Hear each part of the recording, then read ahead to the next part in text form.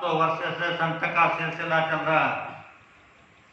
सबसे पहले संत यहाँ पर कबीर आए, उन्होंने संत मत को रखा, लोग समझे नहीं। फिर धीरे धीरे धीरे धीरे संत दो प्रकार के होते हैं, एक प्रकट संत और एक गुप्त संत। गुप्त संत जो होते हैं वो इधर की हाजिरी उधर देते हैं और उधर की हाजिरी इधर लाते हैं। तो एक बार तुकडोजी महाराज सप्तदेश में गए। मालिक ने पूछा, धरती का क्या हाल है? तो तुकडोजी महाराज ने कहा कि भगवान, एक तो प्रलय करा दो या तो तुम आओ। तब सत्पुरुष ने कहा कि तुम चलो, मैं आता हूं।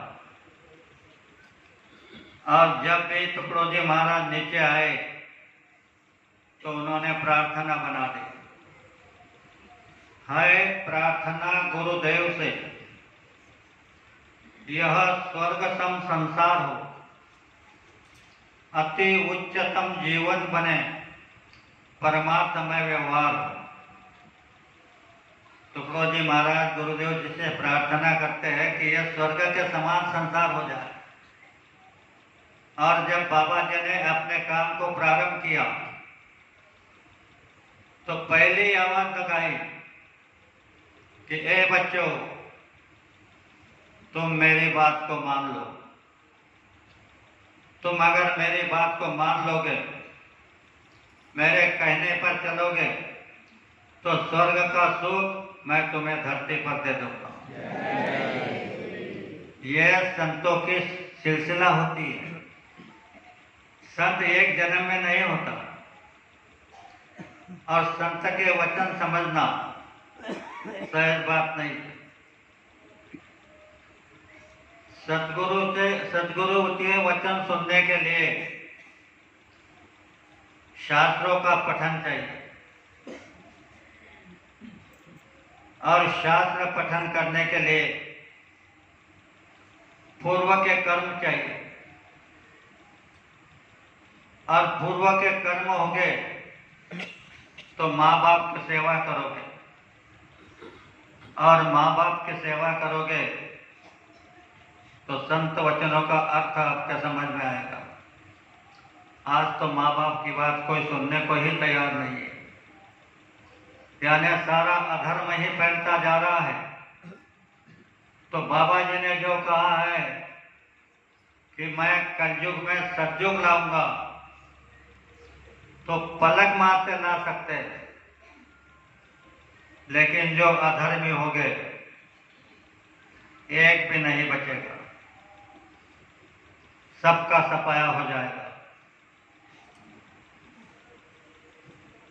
और आप देखो, सारी सृष्टि में अधर्म ही अधर्म फैला है। अगर बाबा जी आज सतयुग ला करके रख देंगे तो कितने लोग बचेंगे? जैसे दूध का बड़ा बर्तन भरा हो,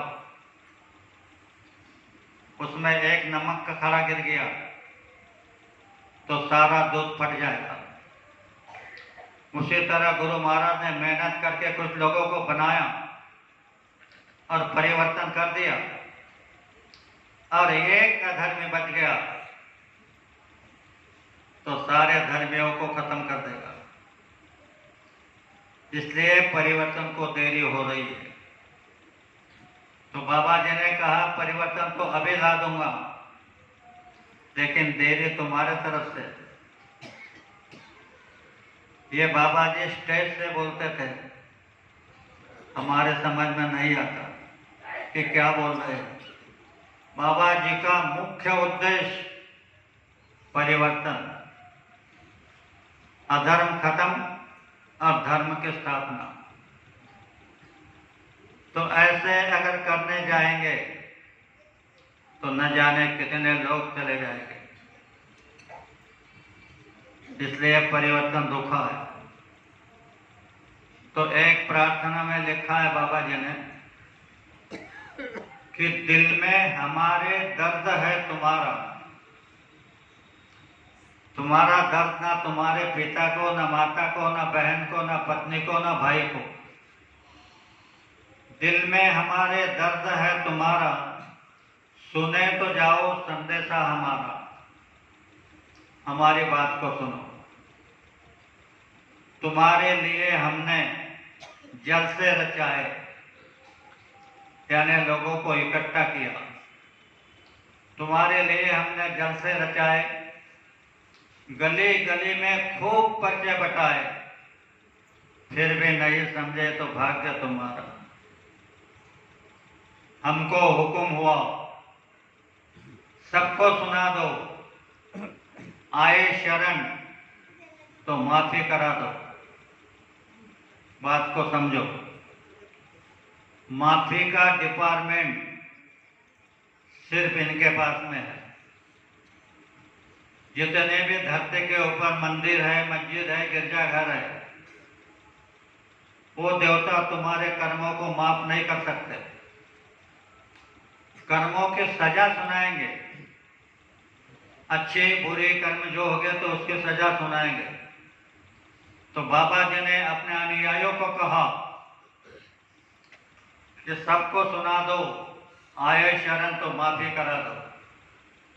यानी कोई शरण आया तो उसका नाम मुझे बता दो, मैं उसके कर्मों को माफ कर दूंगा। ये अधिकार तुमको सबको दिए, पर हमारे समझ में नहीं आ रहा।